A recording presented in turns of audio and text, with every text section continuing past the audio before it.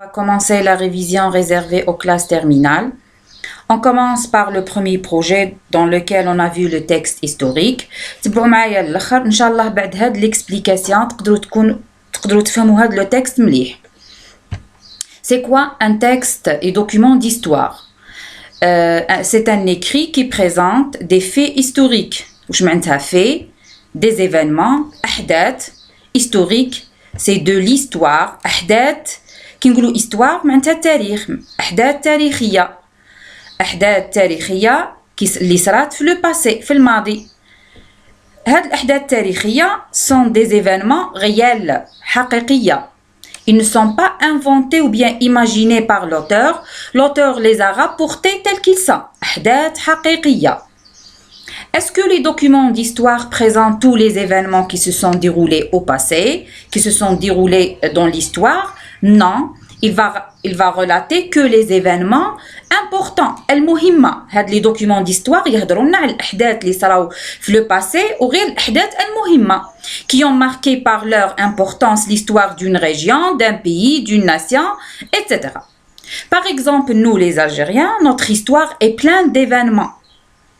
Comme 1830, la colonisation française, le 1er novembre, le déclenchement de la révolution, le 5 juillet, وكاين أحداث أخرى هادو برك اللي قريناهم حنا في le programme تاعنا. Informer d'un événement ou d'un fait historique, c'est répondre aux questions suivantes. معناها, le texte d'histoire, il précise certaines informations, comme les personnages qui. Le texte d'histoire répond à la question qui, c'est-à-dire les personnages qui ont contribué à l'histoire. الشخصيات اللي شاركوا في هذا الحدث. Quoi, c'est l'événement rapporté, c'est-à-dire de quoi on parle dans le texte. على واه قاعدين نهضروا في le texte. L'événement اللي قاعد يهضر عليه le texte. Ou c'est le lieu وين صرا هذا l'événement, وين صرا هذا الحدث. Et quand الزمان وقتاه صرا هذا l'événement. في le texte histoire نلقاو هاد les informations كامل الشخصيات والحدث والمكان والزمان. Par qui ont-ils été rapportés, c'est-à-dire qui peut nous raconter l'histoire? Ça peut être un témoin, quelqu'un qui a vu ou bien vécu pendant une période, il nous raconte après ce qu'il a vu, ce qu'il a vécu. شاهد اللي شهد par exemple حدث معين بعد يولي يحكي لنا عليه. Ça peut être un historien, كاين ناس تهتم بالتاريخ. الهستوريان هو المؤرخ، تهتم بالتاريخ من بعد يوليو يحكيو لنا واش صرا في التاريخ تاعنا. Un écrivain, هاد l'écrivain ça peut être un journaliste ولا أي واحد. Ce que vous devez connaître aussi, c'est que l'histoire peut aborder tous les domaines, que ce soit la culture, الثقافة, le sport, الرياضة, la science, العلوم, la guerre, c'est-à-dire elle n'est pas réservée à un domaine précis. C'est tous les domaines. Déjà, le programme, nous avons 3 textes. Chaque texte parle d'un domaine différent, aborde d'un domaine différent. كما الأول يهضر على le sport, deuxième يهضر على l'informatique, troisième c'est la guerre, etc. Passons maintenant aux caractéristiques. Vous savez que chaque texte a ses propres caractéristiques qui se distinguent d'un type de texte à l'autre. Par exemple, le texte argumentatif possède des caractéristiques qui sont différentes de celles du texte historique. Donc, il est important pour vous de connaître ces points-là parce qu'ils vous aident à reconnaître le texte facilement. Parmi les caractéristiques du texte historique, on a la présence des dates comme 1900, 1890, 20e siècle, février 1940, etc. Ordre chronologique des événements, c'est-à-dire les événements qui se présentent dans le texte respectent l'ordre du temps. C'est-à-dire on commence par le premier événement, le deuxième, le troisième, on respecte le temps. تسلسل الزمني. Les noms propres. Les noms propres des personnages et des lieux.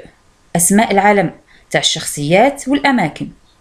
Par exemple, pour les personnages, on a Massali El Hadj, on a, je sais pas, Louis Pasteur par exemple, etc. Pour les lieux, Paris, Alger, Constantine.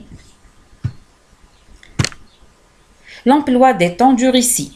Bien sûr, l'auteur, lorsqu'il rédige son texte, il doit conjuguer les verbes autant qu'ils conviennent. Pour le texte historique, on conjugue, ou bien l'auteur conjugue ses verbes soit à l'imparfait au passé simple, parce que l'imparfait et le passé simple marchent ensemble. On les trouve les deux dans le texte. L'imparfait, on l'utilise pour la description. Le passé simple, c'est pour les actions. L'imparfait, la description, l'wasf, ou le passé simple pour les actions, des actions successives et de courte durée. Soit on trouve les verbes conjugués au présent de l'indicatif. On l'appelle aussi présent historique. Les indicateurs spatio-temporels. Que veut dire indicateur? C'est-à-dire des indices. Alamat, des indices qui précisent le lieu et le temps dans le texte. Alamat يحدونا الوقت والمكان في le texte. Déjà, le mot spatio-temporel se compose de deux parties. Le spatio, c'est-à-dire le lieu, temporel, c'est le temps. Le lieu, je vous donne des exemples qui m'a sur, dans, à côté de, autour de, etc. Pour le temps, demain, après-demain, l'année prochaine, l'année précédente. Et d'autres caractéristiques comme les informations authentiques. On a déjà parlé de ce point, que le texte historique présente des informations authentiques, réelles, qui ne sont pas imaginaires. L'emploi des phrases déclaratives. Vous savez que les phrases déclaratives sont les plus convenables pour donner des informations. Le pronom indéfini en, on a aussi la tournure impersonnelle il, donc ça dépend du texte. Pour que vous puissiez comprendre les caractéristiques, je vous présente un texte dans lequel j'ai essayé de relever les caractéristiques qui se trouvent dedans. J'ai marqué chaque caractéristique par une couleur. Ici, le jaune, c'est pour les dates. On a le 7 janvier 1957, on a 1956. Le rouge, c'est pour les noms propres des personnages et des lieux. Pour les noms propres des personnages, on a Massu, Robert, Lacoste, c'est tout. Pour les noms propres des lieux, on a Algérie, Alger, Belgrade, Rome, Sommam, etc. Le gris, c'est pour les verbes. Ici, les verbes sont conjugués au présent de l'indicatif. Le présent historique. Entre, vient, reçoit, veulent, cherche, peut, et sans. Les indicateurs spatio-temporels, je les ai soulignés, je les ai écrits en gras. Pour les indicateurs de lieu, on a à Belgrade, à Rome, sur Alger, dans la vallée de la Sommam, en Kabylie, à Alger. On a aussi au stade d'El Bière et dans des centres de triage. Pour les indicateurs de temps, on a durant l'été 1956, même les dates sont des indicateurs temporels.